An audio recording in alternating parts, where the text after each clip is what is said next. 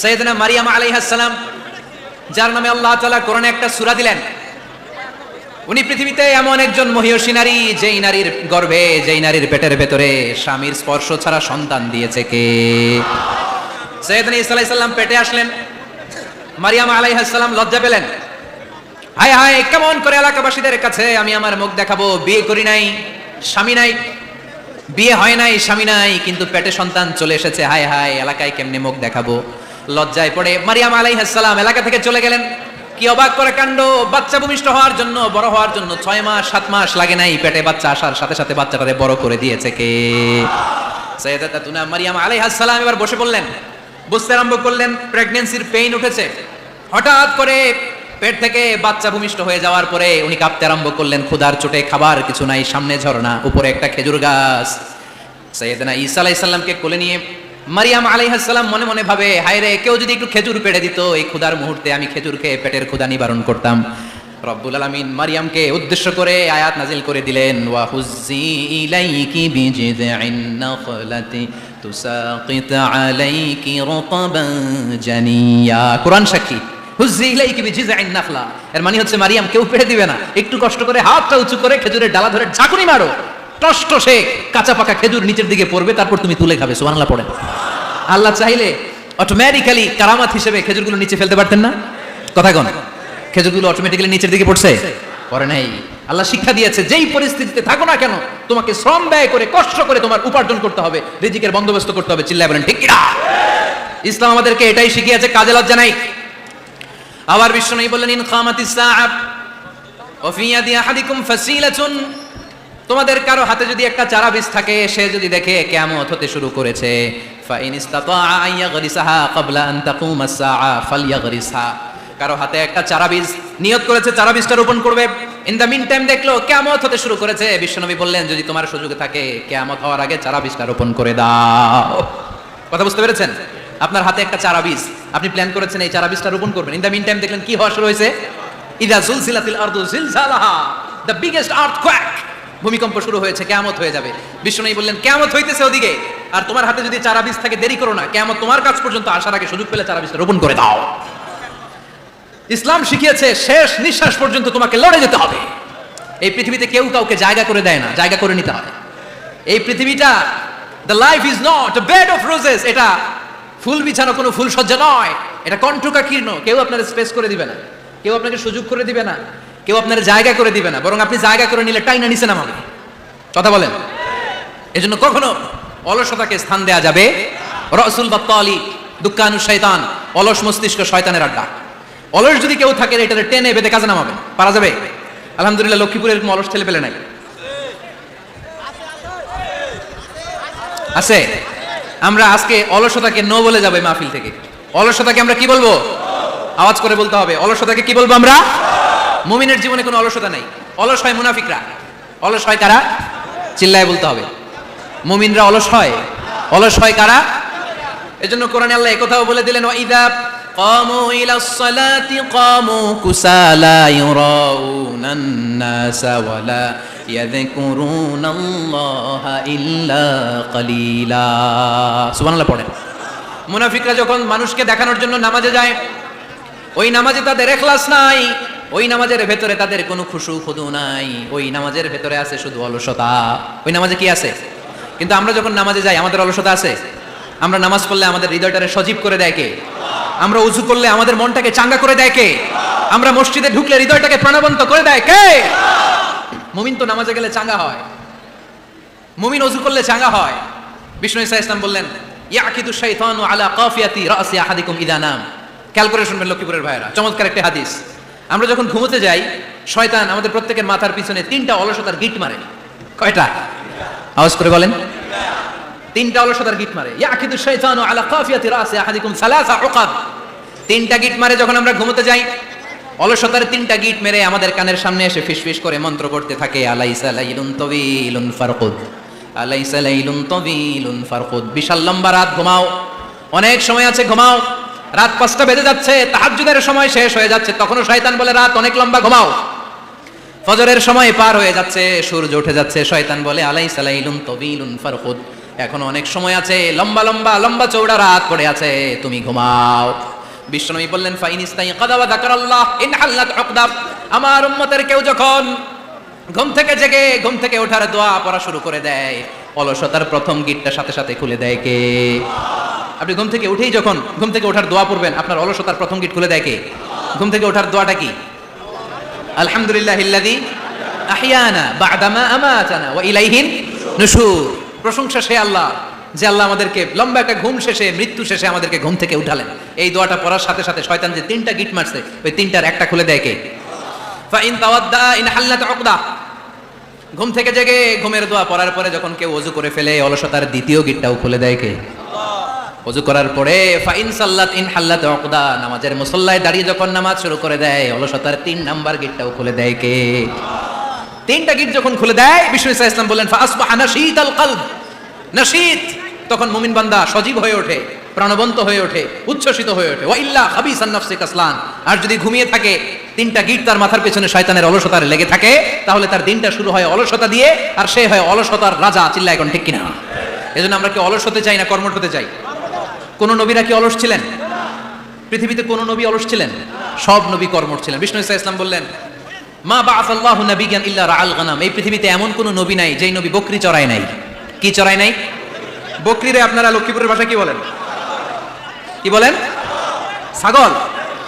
তো পৃথিবীতে এমন কোন নবী নাই যেই নবী কি চড়ায় নাই? ছাগল চড়ায় নাই। সাহাবারা বললেন ইয়া রাসূলুল্লাহ আনতা কাযালিক, আপনিও ছাগল চড়াইছেন? বিষ্ণু ইসা ইসলাম বললেন না, আমিও ছাগল চড়িয়েছি। ওয়া ইন্নী আরআহা আলা কারারাইতি আহলি মক্কা। আমি তো মক্কাবাসীদের অল্প কিছু পয়সার বিনিময়ে তাদের ছাগলগুলোকে চড়িয়ে দিতাম। সুবহানাল্লাহ পড়বেন না? বিষ্ণু ইসা ইসলাম ছাগল চড়াতেন। ছাগল চড়ানো সহজ কাজ না কঠিন কাজ? কেন কঠিন এটা?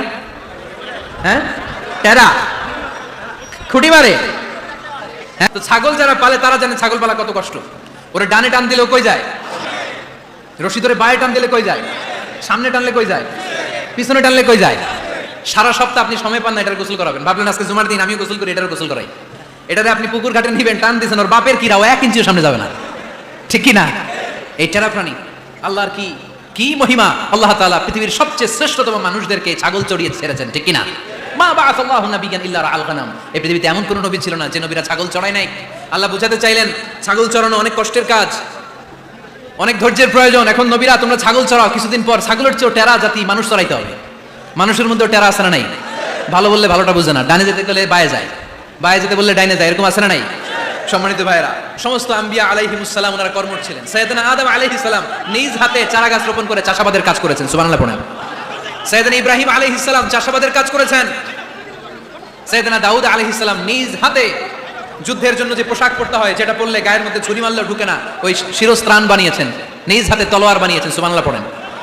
সাইয়েদনা মুসা আলাইহিস সালাম ছাগল চড়িয়েছেন। সাইয়েদনা মুসা আলাইহিস সালামের মেজাজ নরম না গরম?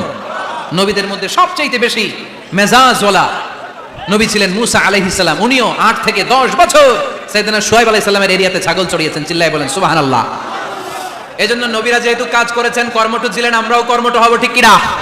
সাহাবারাও কর্মঠ ছিলেন। বিশ্বনবীর সাহাবারাও ব্যবসা করতেন। সাইয়েদনা আবু বকরের বিশাল ব্যবসা প্রতিষ্ঠান ছিল। সুবহানাল্লাহ পড়েন। আপনারা হজ উমরা করেছেন কে কে দেখি? করছেন? মাশাআল্লাহ। যারা করে নাই আল্লাহ তাদেরকে আল্লাহর ঘর জিয়ারতের তুমি নসিব করো। বিশ্বনবীর মাকবারার সামনে দাঁড়িয়ে আমরা যেন সালাম পেশ করতে পারি, তুমি নসিব করো। বাইতুল্লাহ শরীফে এবং মসজিদ নববীতে আমরা যেন সালাত আদায় করতে পারি, আল্লাহ তুমি নসিব করো। সাইয়েদনা আবু বকর রাদিয়াল্লাহু তাআলা আনহু ব্যবসা প্রতিষ্ঠান ছিল মক্কার কাবা ঘরের পাশেই। ওনার ব্যবসা প্রতিষ্ঠানগুলো যেখানে ছিল ঠিক ওইখানেই সৌদি সরকার এখন শপিং মল বানিয়ে দিয়েছে, মাতজার আবু বকর।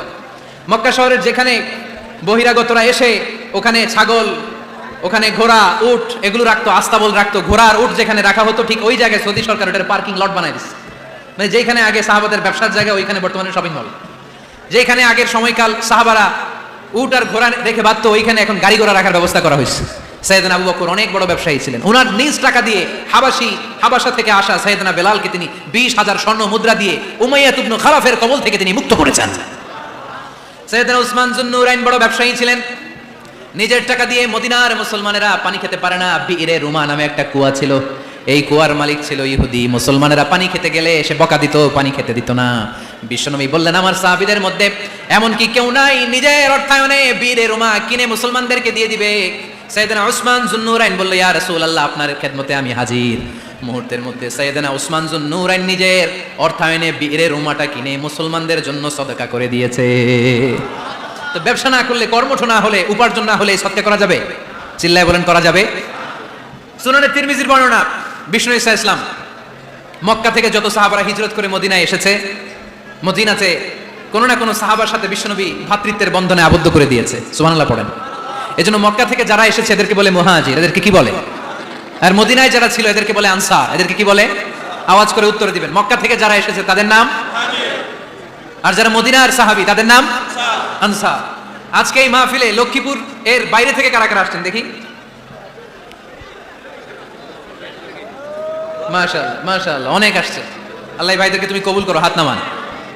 এই যে লক্ষ্মীপুরের বাইরে থেকে যে ভাইরা আসছে তারা লক্ষ্মীপুরের মেহমান, ঠিক কিনা? মক্কা থেকে হিজরত করে যে সমস্ত সাহাবারা এসেছিল তারা ছিল মদিনার মেহমান। বিশ্বনবী এক এক মক্কার সাহাবীকে মদিনার এক এক সাহাবীর সাথে ভ্রাতৃত্বের বন্ধনে আবদ্ধ করে দিলেন। আব্দুর রহমান ইবনে আউফ রাদিয়াল্লাহু তাআলা আনহু, ওনার সাথে ভ্রাতৃত্বের বন্ধনে যে সাহাবীকে বিশ্বনবী আবদ্ধ করে দিলেন ওনার নাম হচ্ছে সাদ ইবনে রাবিয়া। কি নাম? মদিনার অনেক বড় ব্যবসায়ী। বিশ্বনবী বললেন, ও আব্দুর রহমান ইবনে আউফ, সম্পদ ছেড়ে দিয়ে, পরিবার ছেড়ে দিয়ে, স্থাবর অস্থাবর সব ছেড়ে দিয়ে আল্লাহ রাসূলের ভালোবাসায় মক্কা থেকে মদিনায় এসেছো। মদিনায় তোমার চিন্তা নাই, সাদ ইবনুর রবিকে আমি তোমার ভাই বানিয়ে দিলাম। সাদ ইবনুর রবি তোমার আপন ভাইয়ের মতো। সাদ ইবনে রবি বলল, আব্দুর রহমান, জীবনে তোমারে কোনোদিন দেখি নাই, তোমারে আমি চিনি না, তোমার নাম শুনি নাই, কিন্তু বিশ্বনবী তো তোমার দায়িত্ব আমাকে দিয়েছে। আমার চেয়ে বড় ধনী এই মদিনার মধ্যে দ্বিতীয় কেউ নাই। আজ থেকে তুমি আমার ভাই, আজ থেকে তুমি আমার কি? আল্লাহ আমাকে যত সম্পত্তি দান করেছে তার অর্ধেক সম্পত্তি আমি তোমার নামে দিয়ে দিলাম। ও আব্দুর রহমান ইবনে আউফ, শুধু তাই নয়, রব্বুল আলামিন আমাকে দুইজন স্ত্রী দিয়েছে। কয়জন? তুমি দেখো আমার কোন স্ত্রীকে তোমার বেশি ভালো লাগে, যার নাম তুমি বলবে সাথে সাথে আমি তারে তালাক দিয়ে দিব। তার ইদ্যত পালন শেষে তুমি তাকে বিয়ে করে তোমার সাথে নিয়ে যাবা। সুবহানাল্লাহ পড়ে। কারণ বিশ্বনবী তোমার দায়িত্ব আমার কাছে দিয়েছে, তুমি আমার ভাই, আমি মদিনার সবচেয়ে বড় ধনী, আমার অর্ধেক সম্পদ আমি তোমারে দিয়ে দিব। আমার দুই স্ত্রীর এক স্ত্রীকে তোমারে দিয়ে দিব। সাইয়েদনা আব্দুর রহমান ইবনে আউফ এই কথা শুনে অবাক হলেন। অবাক হয়ে উনিও এক অবাক কথা বললেন। উনি বললেন, লা হাজাতা লি ফি ইয়া আখি, ও আমার প্রাণের ভাই, তোমার কথা শুনে আমার হৃদয়টা ভরে গিয়েছে, কিন্তু তোমার সম্পদেরও দরকার আমার নাই, তোমার স্ত্রীরও দরকার আমার নাই। বারাকাল্লাহু ফি মালিক ওয়া লি আহলিক, আল্লাহ তোমার মালেও বরকত দেখ, তোমার সম্পদেও বরকত দেখ। তুমি শুধু একটু কষ্ট করবা। কি কষ্ট? দুল্লানি আলা সুক, show me the way to the market. তুমি মদিনায় কোনো মার্কেট আছে কিনা, শপিং মল আছে কিনা, ব্যবসা প্রতিষ্ঠান আছে কিনা আমারে দেখায় দাও। সুবহানাল্লাহ পড়ে। আমরা হইলে কি করতাম? লক্ষ্মীপুরে যারা আসছে এদের একজন যদি বলা হয়, ভাই আপনি এখন থেকে লক্ষ্মীপুরের ভাই, আমার অর্ধেক সম্পদ আপনারা দিয়ে দেব, কি করবে? পায়ের উপর পা তুলে খাবে আর বলবে, কি আনন্দ আকাশে বাতাসে, ঠিক কিনা? এরপরে যদি বলি, ভাই আমার দুই বউ, যেটারে সুন্দর লাগে বলেন তালাক দিয়ে দেই, নিয়ে যান, কি বলবে? কি আনন্দ আকাশে বাতাসে। আল্লাহ রাসূলের সাহাবী আব্দুর রহমান ইবনে আউফ বললেন, লা হাজাতা লি ফি, আমার দরকার নাই, দুল্লানি আলা সুক, just show me the way to market, এখানে মার্কেট কই আছে দেখায় দাও। অবাক হয়ে গেলেন সাদ বিন রবি, বললেন, ও আব্দুর রহমান ইবনে আউফ, ঠিক আছে, তুমি যদি নিতে না চাও তোমারে আমি জোর জবরদস্তি করব না। শুনে রাখো, মদিনাতে ইহুদিদের কয়নুকার একটা বাজার আছে। এই কথা বলার সাথে সাথে আব্দুর রহমান ইবনে আউফ চলে গেলেন। এর পরের দিন অল্প কিছু পনির আর ঘি দিয়ে ব্যবসা শুরু করলেন।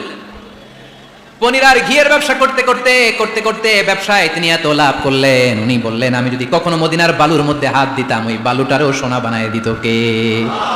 দুল্লানি আলা সুক, লক্ষ্মীপুরের কর্মঠ যুবক ভাইয়েরা, এই আব্দুর রহমান ইবনে আউফ আমাদের প্রেরণা। উনি অন্যের ঘাড়ে পাড়া দিয়ে খেতে যায় নাই, আরেকজনের উপর ডিপেন্ডেন্ট বা নির্ভরশীল হতে যায় নাই। তিনি স্বাবলম্বী হওয়ার শিক্ষা, লেসেন কিয়ামত পর্যন্ত গোটা বিশ্বের যুবকদের জন্য রেখে গিয়েছে। চিল্লায় বলো ঠিক কিনা? দুল্লানি আলা সুক, show me the way to market.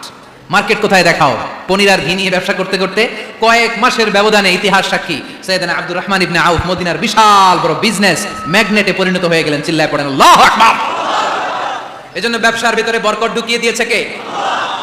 Vishnu বললেন, আত-তাজিরা সাদুকাল আমিন মা'আন নাবিয়্যিন ওয়াস সিদ্দীকিন ওয়াশ শুহাদা'i ওয়াস সালিহিন। আমানতদার ব্যবসায়ী তারা সাধারণ কোনো মানুষ নয়, কিয়ামতের দিন নবীদের সাথে হাসর হয়ে যাবে। আপনারা যারা ব্যবসা করেন, এটা সাধারণ বিষয় নয়। বিষ্ণু ইসলাম নিজেও ব্যবসায়ী ছিলেন।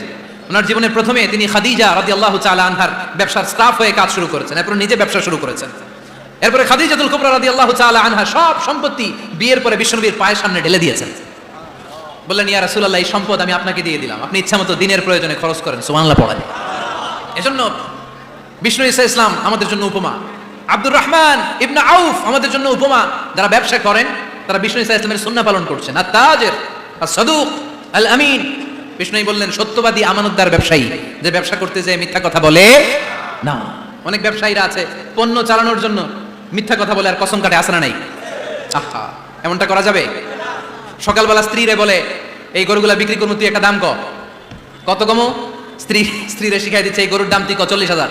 তো বউ বলে ঠিক আছে, দাম কইলাম 40,000। তো এরপরে বাজারে যখন গরু বিক্রি করতে যায়, একজন যখন বলে যে ভাই এটা 30,000 টাকা দিয়ে কিনবো, ভাই আল্লাহর কসম সকালে একজন 40,000 দাম কইছে, আমি দেই নাই। আছে না নাই? কৌশল করে, বউরে শিখাইছে সকালে তুই দাম কর 40,000। তো বাজারে যায় সকালে একজন দাম করছে, দাম করে কইছে 40,000 দেই নাই, আমরা 30,000 কেমনে দেই? এরকম ডাকাইতে আছে না নাই? আলহামদুলিল্লাহ লক্ষ্মীপুরে এরকম লোকজন নাই? আরে নাই, আমি কই নাই, এরা কই আছে। লক্ষ্মীপুরের মানুষ খুব ধার্মিক, আমি জানি। লক্ষ্মীপুর, নোয়াখালী, ফেনী এই বেল্টের লোকজন খুব আল্লাহওয়ালা। এদের মধ্যে আল্লাহওয়ালার সংখ্যা বেশি, এখানে আলেম ওলামা বেশি, এখানে মসজিদ মাদ্রাসা বেশি। এই জন্য এই জেলাগুলোতে আল্লাহর রহমত বেশি। আল্লাহ তুমি এই জেলার ছেলেপেলেদেরকে, এই জেলার লোকদেরকে তুমি কবুল করো, মা বোনদেরকে তুমি কবুল করো। সম্মানিত ভাইয়েরা, এজন্য আজকের মাহফিল থেকে আমরা যেটা শিখলাম সেটা হচ্ছে পরিশ্রমে কোনো লজ্জা আছে? আমরা কাজ করে খাবো, ঠিক কি না? Never underestimate any job. যুবক ভাইয়েরা, লক্ষ্মীপুরের যুবক ছেলেরা শুনতেছ? এরকম আওয়াজ করতে হবে, কান খাড়া করে শোনো। Never underestimate any job. কোনো চাকরিকে ছোট করে দেখা যাবে, whether it small or big, you don't care. এটার কেয়ার করা যাবে না। ছোট্ট চাকরি পাইলে ঢুকে যাবা, বড় অফার আসলে পরে ঢুকবা। এটা ছোট কাজ, এটা হোটেলের ওয়েটার, এটা ছোট্ট স্টাফ, এটা কেরানি না, কাজ কাজই। কাজের মধ্যে কোনো ছোট বড় নাই। খেটে খাওয়া মানুষকে বিশ্বনবী অনেক সম্মান করতেন। বিষ্ণু ইসা ইসলাম খেটে খাওয়া মানুষদেরকে এত ভালোবাসতেন, বিদায় হজের মতো এত গুরুত্বপূর্ণ ভাষণও এই মেহনতি মানুষদের কথা বাদ যায়নি। সুবহানাল্লাহ পড়বেন না? দিনটা ছিল জুমাবার। বিষ্ণু ইসা ইসলাম আরাফাতের ময়দানে দাঁড়িয়ে ঐতিহাসিক একটা ভাষণ দিলেন। এই ভাষণের নাম হলো বিদায় হজের ভাষণ। এই বিদায় হজের ভাষণেও খেটে খাওয়া মানুষের কথা বিশ্বনবী বাদ দেয় নাই। বিশ্বনবী বলেছেন আরিক্কাকুম, আরিক্কাকুম, খবরদার অধীনস্থ কর্মচারীদের সাথে খারাপ আচরণ করো না। আতঈমুহুম মিম্মা তাকুলুন ওয়াকসুহুম মিম্মা তালবিসুন। খবরদার মনে রেখো, তোমরা যা খাবে তোমাদের অধীনস্থ কর্মচারীদেরও তা খাওয়াবে, তোমরা যা পড়বে তাদেরও তা পড়াবে। বিশ্বনবী শেষ নিঃশ্বাস ত্যাগ করে যাওয়ার আগে যেই কয়েকটা কথা বলেছিলেন তার মধ্যে মেহনতি মানুষদের জন্য কথা আছে না রাই? বিষ্ণু ইসা ইসলাম যখন শেষ নিঃশ্বাস ত্যাগ করবেন, তিনি বলেছিলেন আসসালাত আসসালাত, উম্মতেরা নামাজ নামাজ নামাজ ছেড়ে দিও না, নামাজ তরক করো না, নামাজ কাজা করো না। আর বলেছিলেন ওমা মালাকাত আইমানুকুম, অধীনস্থ কর্মচারীদের সাথে খবরদার খারাপ আচরণ করো না। যারা কর্মচারীদের সাথে খারাপ আচরণ করে, যারা মানুষের কাছ থেকে শ্রম নিয়ে কাজ করিয়ে টাকা দেয় না, কিয়ামতের দিন তাদের বিরুদ্ধে মামলা দায়ের করবে কে? কে করবে? হাদিসে কুদসি সাক্ষী বিষ্ণু ইসা ইসলাম বলেন, আল্লাহ তাআলা ফরমান আনা খাসমুহুম সালাসাতুন আনা খাসমুহুম ইয়াউমাল কিয়ামা। তিন শ্রেণীর ব্যক্তির বিরুদ্ধে আল্লাহ বলেন আমি নিজেই কিয়ামতের দিন মামলা দায়ের করব। I will be against them in the day of judgment. Three categories of people I will be against them in the day of judgment. তিন শ্রেণীর লোক কিয়ামতের দিন তারা ছাড় পাবে না। আল্লাহ বলেন আমি নিজেই তাদের বিরুদ্ধে মামলা দায়ের করব। এর মধ্যে এক শ্রেণীর লোক হচ্ছে রাজুলুন ইস্তাআজারা জিরান ফাস্তাউফা মিনহু ওয়া লাম ইয়াতি আজরা। একজন শ্রমিক ভাড়া করে তার কাছ থেকে কাজ নিয়েছে কিন্তু তার পারিশ্রমিক আদায় করে নাই। এরকম আছে না নাই? দাপট দেখায়, দাপট দেখায় ইউনিভার্সিটির ক্যান্টিনগুলোতে। ইউনিভার্সিটির ক্যান্টিনে যায় খায় মাগার বিল দেয় না, এরকম ডাকাইতে আছে না নাই? চায়ের দোকানে চা খায় পরে দিমু, বিল দেয় না, আছে না নাই? দোকানে যে পণ্য কিনে বিল দেয় না, পরে দিমু, আছে না নাই? কিয়ামতের দিন আল্লাহ তোর এই মাস্তানি ছুটাবে, চিল্লা এখন ঠিক কিনা?